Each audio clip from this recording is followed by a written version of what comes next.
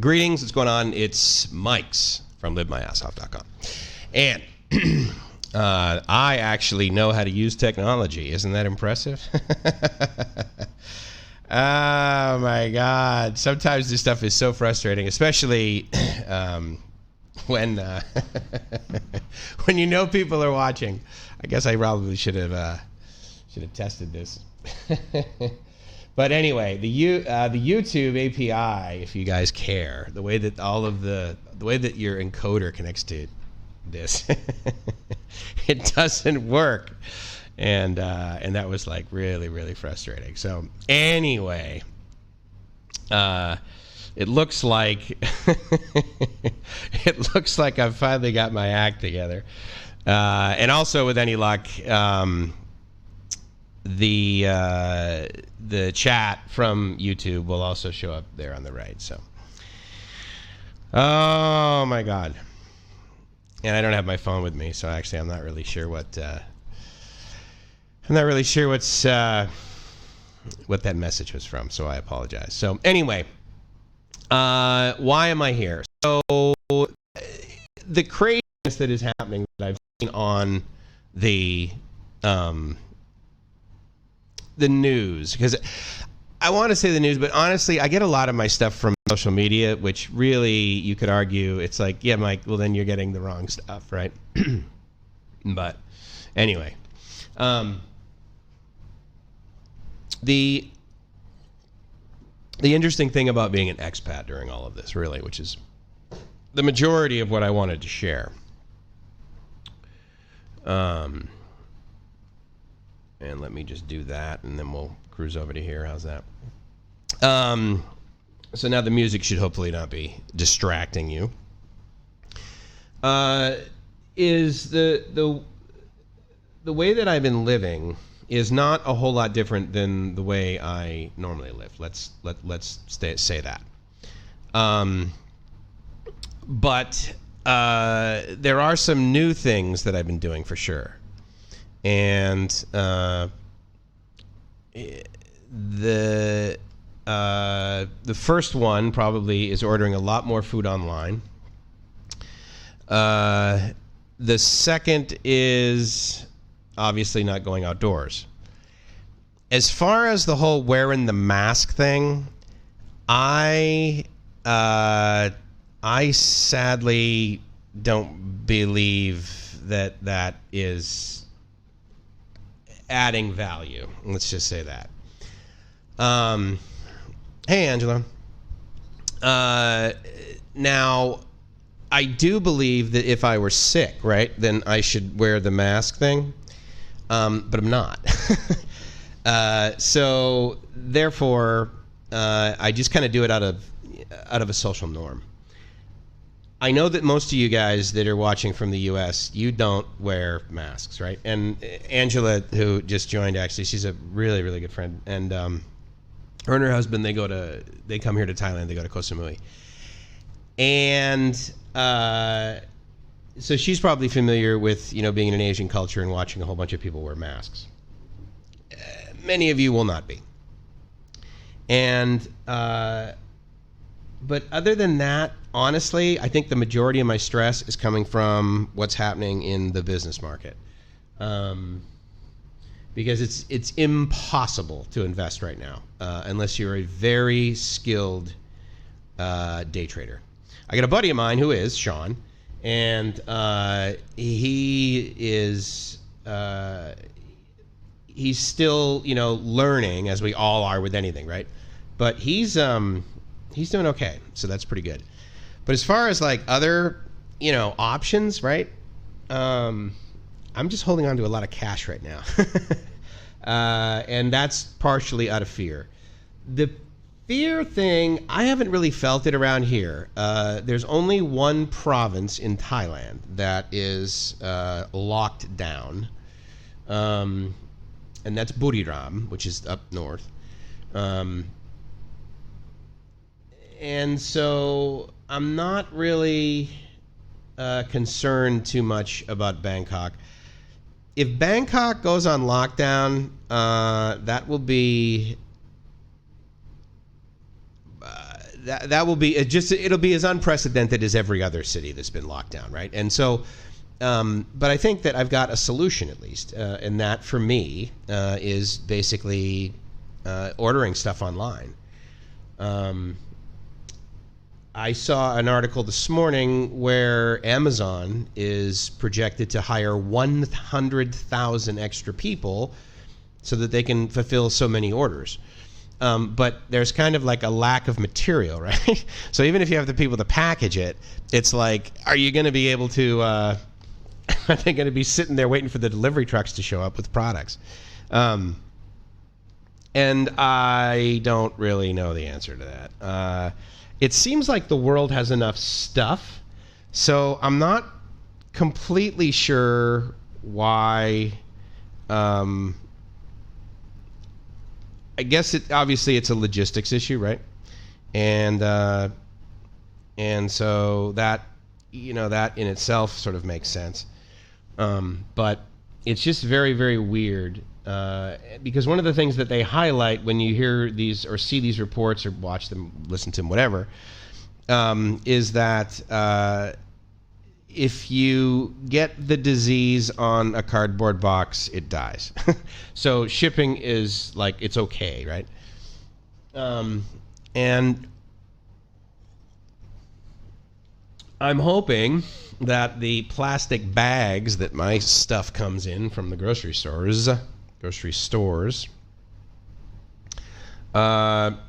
ends up getting here. They tell me that they're gonna actually what I'm doing right now actually is I'm checking on that. I'm checking to see, because there's an app that I use here in Bangkok called Happy Fresh, and I'm not quite sure what you guys use. Maybe you use Uber Eats, but I'm not clear on whether Uber Eats can deliver food. So that's just my ignorance. But around here, you use Grab, right? And that's really easy to do. So let me see if I can get to my Happy Fresh account and see if they are still scheduled to deliver my stuff. It was pretty easy. Basically, I was able to create an account in like seconds, right? So it's the standard, like, I have the ability to order online process. So I'm not too worried about it. But in the U.S., like, I don't know what I'd do. If I couldn't go to the grocery store, then, am I living the dream? Maybe not. But again, for me, it's the markets that are just so distracting. I mean, I wake up and I see the damage. Now, again, I have been through 2008 like a lot of you guys. So the shopper hasn't started yet on my order that's coming this afternoon. So for me, that means that I can basically change my order. I haven't sort of stocked up on toilet paper like crazy because you don't use that here the way that you use it back home. The way you use it here is to basically dry yourself off, because you first confirmed case in Hingham announced today. Well, that's a little bit frustrating. I wonder if we know them. So that chat came from Missy from Facebook, and she's the wonderful person that I got to grow up next door to, literally next door. Are they publishing that? And did you get it from like the Hingham Journal? We have this little town paper where I grew up, and my folks still get it, by the way. They still get it delivered. But I'm not quite sure. I mean, there's a part of me that's like, oh boy.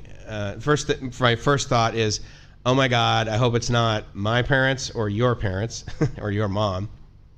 And I hope it's not anyone on our street. Missy was sharing with me earlier today about how awesome our town that we grew up in was, because she got reports that people on the street are like getting together. Now there's 28 houses on this street, okay? So it's not this giant condo complex like I'm in here. But they still kind of take care of each other. Like people are like, hey, I'm going to the grocery store. Do you need me to get anything for you? And then, if they say no or whatever, they get back. Then it's like, all right, well, I'm going next, so let me notify everybody and I'll be the next person to go. So that's kind of cool. It seems like the reports of the hoarding have kind of gone down. But again, I'm here and I'm sort of like, I'm not going out, right? So I can't really give you accurate data on whether people are doing that here. I have seen reports, but it's very few and far between. So, I think it's still a pretty good time to be alive, quite frankly, and I think that there's going to be a lot of opportunity coming up. That's just my opinion. I've heard reports that people are saying okay, so in 14 days this can all blow over if we all like washed our hands and used hand sanitizer and wore or not necessarily wore masks, but took care of our own personal hygiene and did the distancing thing that everyone's talking about. Missy says people are still hoarding in Portland. That's a little bit frustrating. Wait, hold on.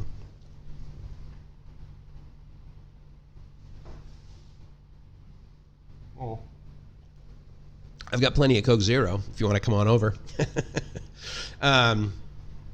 Yeah, it's too bad that they're still hoarding in any city, really. I suppose I can understand it. I guess. I don't know if I can. I guess it's a panic, and I don't know whether I'm going to be panicking here or not. Right now, I'm not. And the way I'm looking at it is I should be good, provided I can still get stuff online. Missy says that her husband went to Costco. The line was around the building and only letting 50 people in at a time. I assume if we were to guess, that's because of the social distancing, right? Because there's a lot more than 50 people that ever shop at Costco at any given time. Are the people in line like yelling at each other? Are they crazy? I heard a report from a friend of mine who lives here that there was a woman who was there was a guy and a lady, and they were walking up to a fairly bare shelf, and it had 4 dozen eggs on it, right? 4 packages of eggs. And the woman goes up and she like grabs all 4 and like pushes the guy away. And he says, hey, so like I'd like one of those. And she just, said no. And, I don't know what she said, but she just like ran away with these eggs. And I'm like, are eggs that much of a staple in a diet that you would like I can understand the whole like, oh my God, we got to have fresh bottled water if you're in an area where your tap water might be at risk. But where I grew up, I've mentioned here, ever since I've been coming to Bangkok, meaning like this last full trip, right? Ever since November, I think everywhere I've stayed, with the exception of maybe 1 or 2 hotels, and they always provide 2 bottles of bottled water. And then I'm in like a local place, and I'm not there very long, so I'm like walking by 7-Eleven every 100 meters, so I like buy bottled water. But the tap water here, I can drink it. I make ice cubes out of it, right? So I don't feel like it's bad. So I'm not like freaking out going out and buying tons and tons of water. Hoarding is like the virus, Missy says. You see someone else grabbing a product, you start to wonder, do I need that too? Then you grab the product. Oh, that's pretty good marketing. I wonder if they have ghost hoarders where they're like, dude, we have got to get rid of these Skittles. Like nobody's buying Skittles. Get some really, really fat lady and have her walk down the aisle with a cart and have her put like 30 bags of Skittles, and then everyone else will buy them, I got to have my sugar. So I don't know. It doesn't have to be an overweight person, whatever. The point is that, yeah, I get it. That's that social proof, right? So if someone else is doing it, maybe I should too. And I mean, I get it. That's how, a lot of people live. Okay, that makes sense to me. So, I mean, I guess, I don't know. I don't know. I mean, I literally don't know. You know how people just say that phrase, like, I don't know. Like, I really don't know.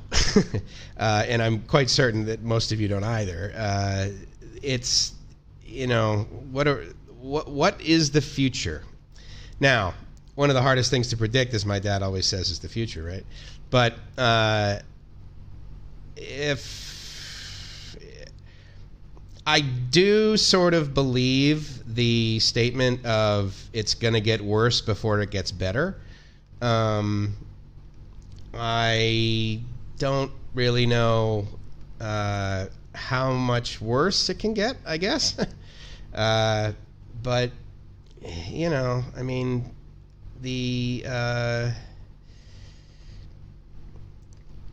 I guess the lockdowns are going to continue. That makes sense. I find it amazing, really, that a business like the airline industry is so trashed already. Sean says, so happy to hear this from another country, Mike. Keep it up. I really like this commentary. Well, Sean, thanks. I appreciate it. I mean, yeah, I mean, you know what I don't hear about, considering they're like 80 feet away, is Canada.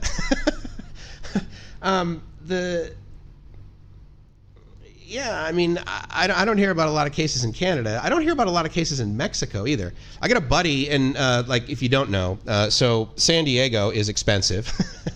And so what many people will do, not many, what some people will do is get a place just across the border in Mexico. My friend, he's got a place in Rosarito, a condo. And it's like a 2-bedroom, and it's like on one of the top floors, and it looks out over the Pacific, and of course it's a third the price of what you would pay for something like that. It's still $1,500, $1,600, $1,700 or something a month in rent, but the point is you get a lot more, right? And so in San Diego, a 1-bedroom downtown, anything less than $2,000 is not really that awesome. Missy says, my cousin saw plane tickets from Boston to Laguna, which is John Wayne Airport, or SNA, for $75 each way. And yeah, I was looking at that too. One of the things that, if you don't know, you think about when you're an expat is, I don't know. I find that I'm a lot more in tune with where the heck all my money's going to go. And so as part of that, I'm like, what taxes am I going to have to pay?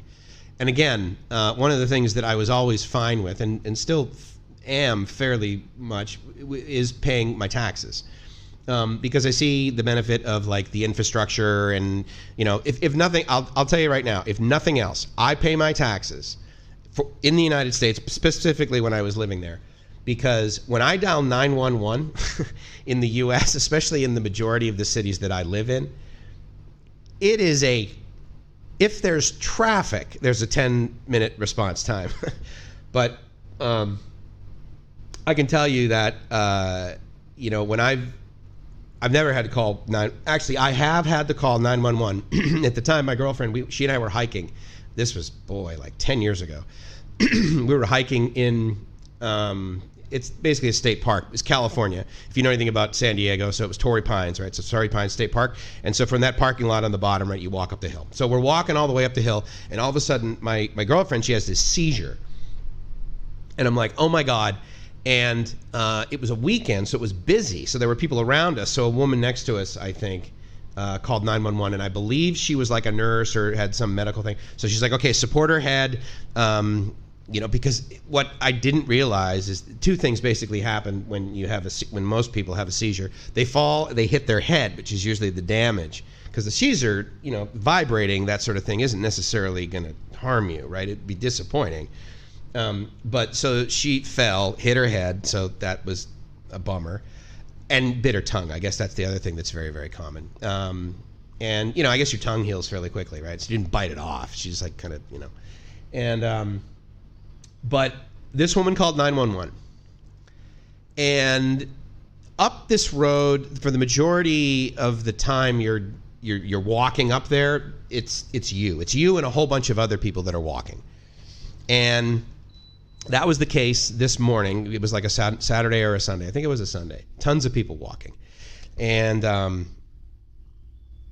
where are you at the nude beach? So from San Diego, once you get on top of Torrey Pines, it's a hike actually, but yeah, you're near the nude beach if you keep going south. So anyway, that's a funny question. Yeah, I talked about that yesterday or 2 days ago, about social norms, right, in the nude beach. The best one I've ever been to actually was in Jamaica, because, well, obviously the one in San Diego, for the most part, it's cold there, right? So it's not even comfortable being outdoors in shorts there some of the time and swimming. The Pacific is freezing. So anyway, so she calls this, and there are some cars that are like coming up because there's an upper parking lot. And I want to say it was definitely less than 15 minutes. But within 10 minutes, a ambulance shows up and a fire truck shows up, and there had to have been like 4 guys in the fire truck, definitely 2 people in the ambulance, maybe 3. And they whisked her away. I mean, and here's the thing too. If you're a fire truck driver and there are people in your way, you're not going to intentionally cause harm to them or their vehicle, but boy, you really don't care. I mean, this guy, I've never heard a horn so loud. This guy came cranking in on this fire truck, and the horn was so loud, I swear it was the horn that pushed the cars out of the way. But I mean, you want to talk about, oh yeah, I pull over when there's an emergency vehicle next to me.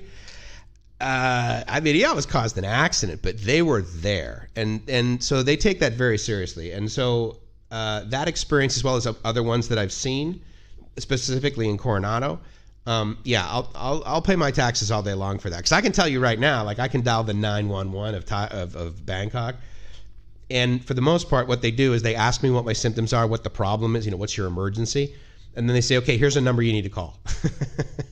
So imagine in Hingham, right? You dial 911, and I'll remember this because, of course, we were taught these numbers as a kid in grade school.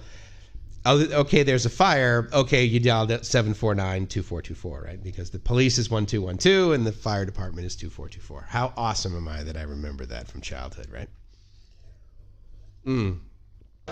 So anyway, why did I start talking about that? Because one of the things that I am considering is establishing residency in Florida, because I don't live in the United States, right? But I do need to have some degree of residency there. I need to have a local address that is mine that I will potentially stay at, right? And so for right now, it's basically my folks' place in Hingham.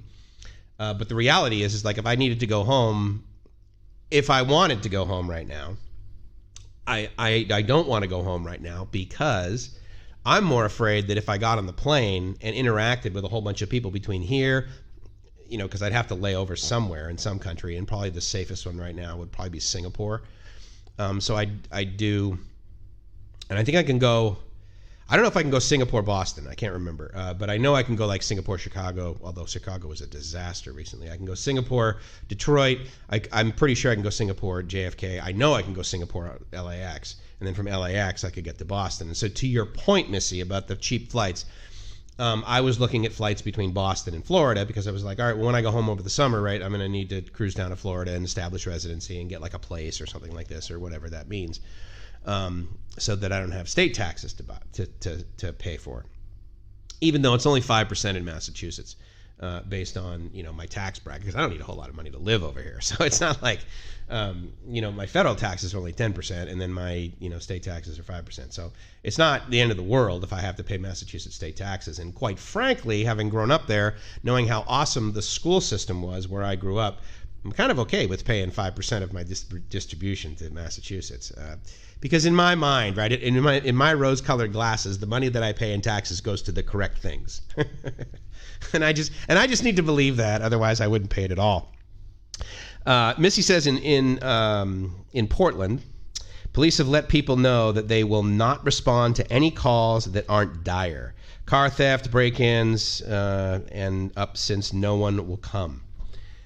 Wow. So that's interesting. I hope that doesn't lead to the desperate looking at that as an opportunity to start looting.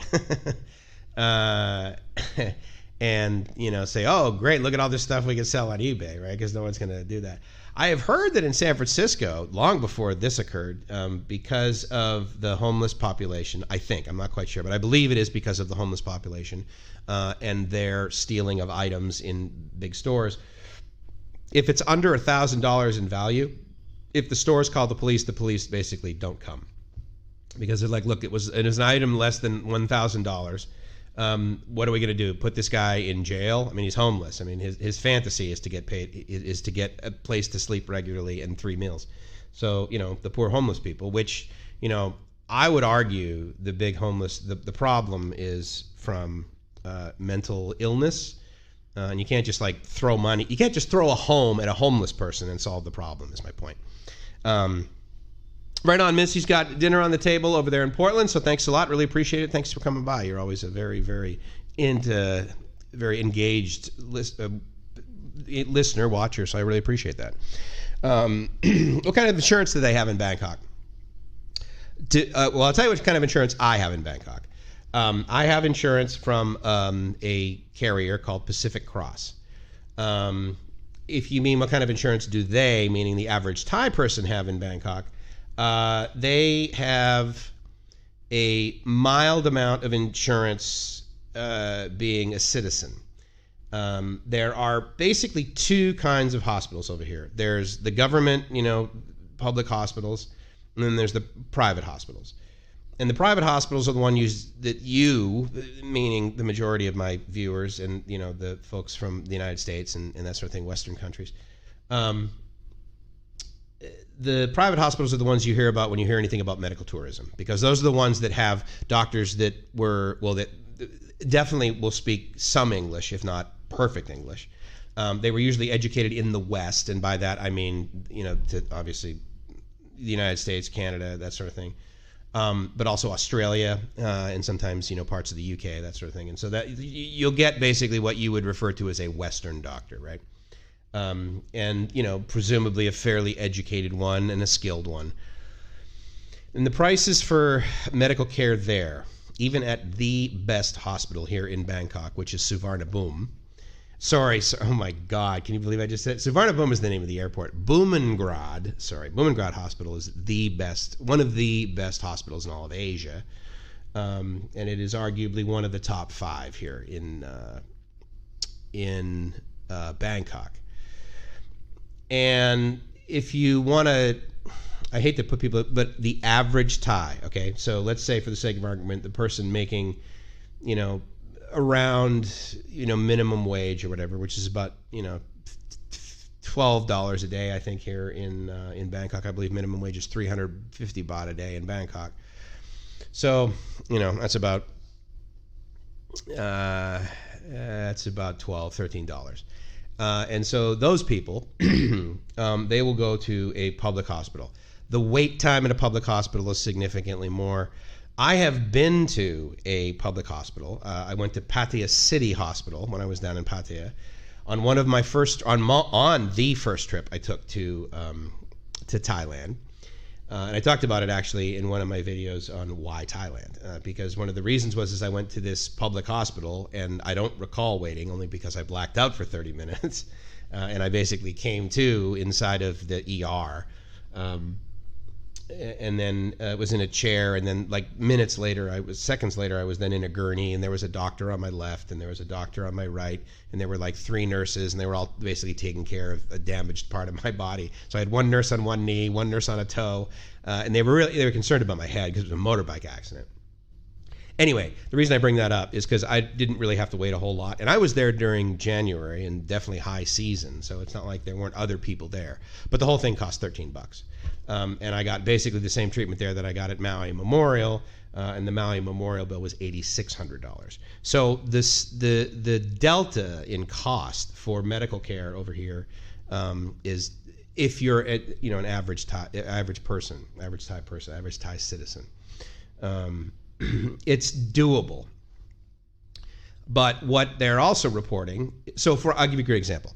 So they're reporting that the cost for a COVID-19 virus test, whatever, is between 1,000 and 2,000 baht here. So at the current exchange rate, for the sake of argument, it's basically 30 baht to a dollar. So 31 actually, I think it's like 31.7 right now. But for the most part, 1,000 baht is like $30. And so the price of a test over here is like $60. And that's not cheap, right? So 2,000 baht is not inexpensive for someone whose daily wage is approximately 350 baht. And, their monthly rent will be like, 3,000 or 4,000 baht, right? So, but, for me, that's a pretty reasonable price because it's like almost copay, right? Now, the insurance I have, which, just so you know, costs about $1,600 a year. And I could have got it for $1,500, or I could have got it for $1,700 or $1,900 or $2,000 if I was like, I want 10 million baht worth of coverage. And sadly, here's how I determined how much coverage I should get.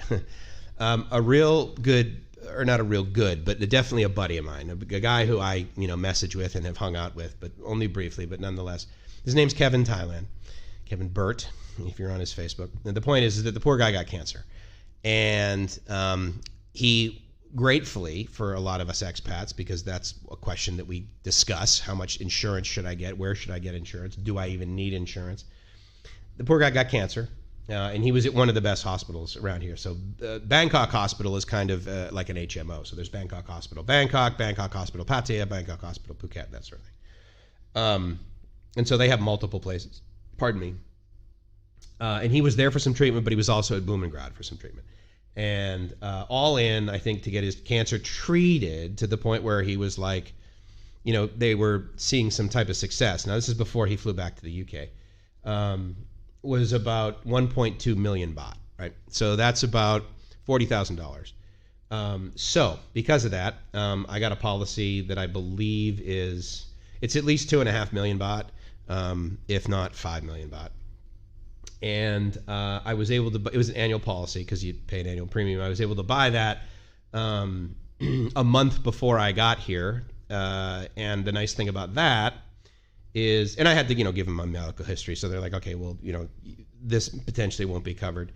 They asked me if I smoked, and I used to smoke years ago, but it was so long ago. It's not like they're like, oh, if you have a lung problem, we won't cover it. No, they're like, okay, they didn't say anything about that. So that was pretty cool, but very few limitations.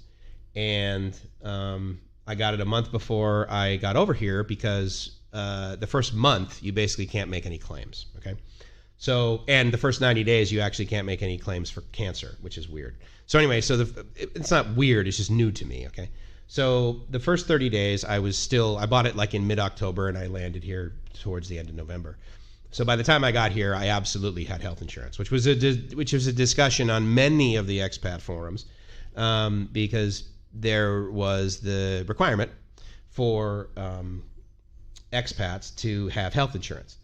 And, you could argue that, obviously no one can predict the future, but the fact that, potentially a lot more people are going to be sick now, and expats are traditionally older, and older people are more susceptible to having a having a less highly functioning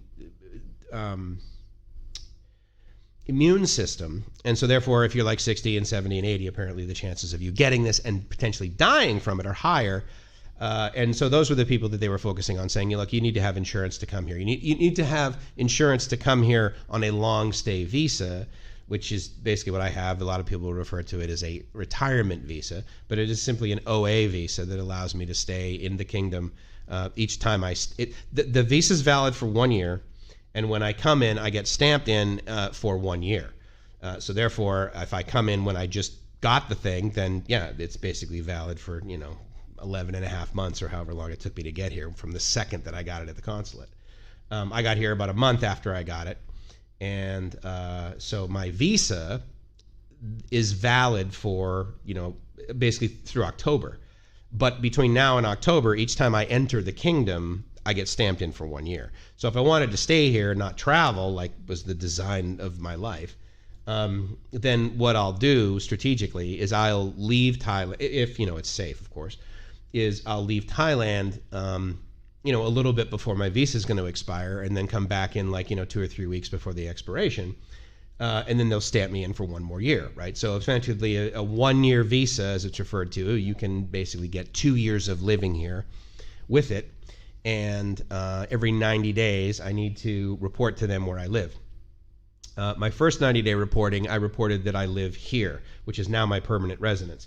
Before that, I had to get some other paperwork, and so because of that and part of that, I was down in Cha'am, so that was a different address that I gave. But right now, immigration has this address, and so in May, when it'll be my next 90-day reporting cycle after May 10th or something, I just go online, I just go onto an app and say, yeah, I'm still at this same address. And so I basically do a 90-day reporting. But anyway, that's a long answer to your question about health insurance. But one could argue that the health insurance over here is, for the average person, it's maybe not as decent in some areas of the United States. The United States, I would submit, has really decent health care. It's just really expensive, So, one of the things that us expats talk about coming over here is that there is, and I want to make sure I'm not, how I'm doing with jitter, because I'm getting the impression that this has potentially timed out, which would be really, really a huge bummer. So, the United States, I would submit some areas of the United States decent health care. The United States, I would submit expensive. Okay. So, all right, so that's good. One of the things that us expats talk about coming over here is that. All right, so I apologize. It's hard for me to determine, the quality of the stream, basically. But in any case, I do have this little green dot that shows up in OBS, which is Open Broadcast Studio, which basically is what I use to put all of the input in, right? So I get the chat over there, and I get the me and my microphone and everything. And so every now and then there's a little bit of jitter, so I apologize for that. Anyway, so I digress. And medical tourism is a big deal for Thailand. Tourism is a big deal for Thailand. I've seen data that suggests that 20% of Thailand's GDP is based on tourism. So imagine if all of a sudden 20% of your income went down. And, most governments are don't have a stockpile of money. They're sort of living paycheck to paycheck. So, the disappointment there could be, oh my God, the economy's tanking. Now, I think everyone seems to use that label for most everything. They're like, it's tanking everywhere. Sean says, thanks for informing me. You're totally welcome. It sounds like a win-win for your country, but 40% of Americans are not covered. I completely agree that it sucks about the 40%, right? I was really lucky, where I worked, they provided insurance in the sense that they supplemented some. It still cost me $500 a month, but they supplemented more than that. Now, sorry, just my health insurance was not $500 a month. There was a bunch of stuff that I got. I got long-term additional disability, and the dental care was free, actually, part of the dental HMO. But, unless you work for a fairly large company, and my company was the University of San Diego that I worked for, and, they have just under $500 million in annual revenue.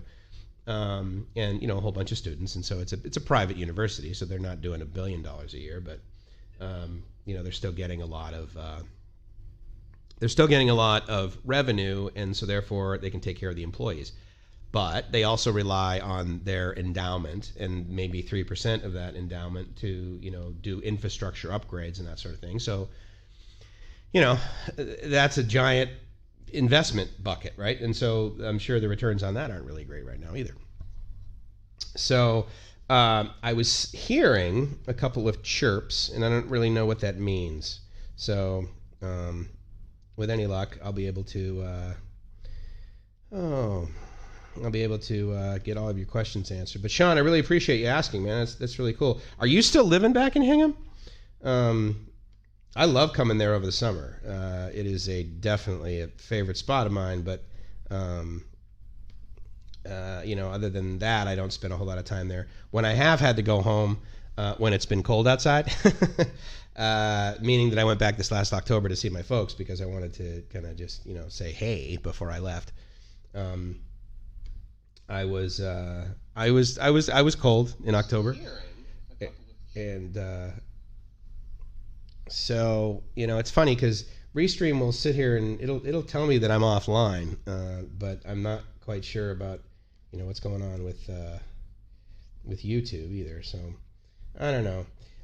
I guess I'm gonna stop the stream here because obviously I'm having massive technical difficulties. I probably need to get a much better source, a much better thing. But anyway, to that point, it's Mike's from livemyassoff.com, and I've been told that I shouldn't make these streams too long, so I didn't want to make this another hour stream. But anyway, hope to chat with you guys soon. I got another video that's gonna get up probably this evening, and it's from Gracie and I going to a floating market. So a little bit more light and fluffy. Living up in Vermont. Was in Hingham 3 weeks ago. Oh, right on. So I